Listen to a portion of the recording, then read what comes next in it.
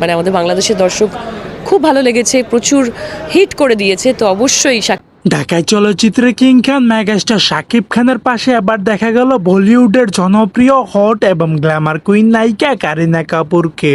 এক ফ্রেমে থাকা একটি ছবি সোশ্যাল মিডিয়ার মধ্যে প্রচুর পরিমাণে ভাইরাল হয়েছে, যা নিয়ে এখন ভক্তদের মাঝে তৈরি হয়েছে নতুন করে কৌতূহল। অনেক ভক্তরাই বলছে তাহলে কি শাকিব খানের রকস্টার সিনেমার মধ্যে থাকতে চলেছে কারিনা কাপুর, আবার অনেকেই বলছে হয়তোবা ঘনিষ্ঠ কোনো সূত্রে তাদের একসাথে দেখা হয়েছে।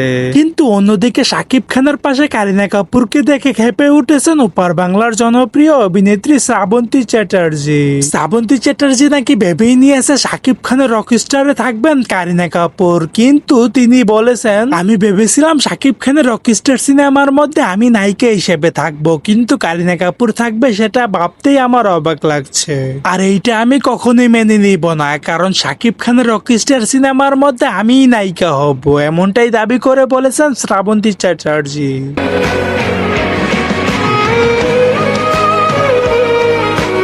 সো দর্শক, আজকের এই ভিডিওটি এই পর্যন্তই। যদি ভিডিওটি ভালো লেগে থাকে তাহলে ভিডিওতে একটি লাইক, একটি কমেন্ট আর অবশ্যই চ্যানেলটি সাবস্ক্রাইব করতে ভুলবেন না।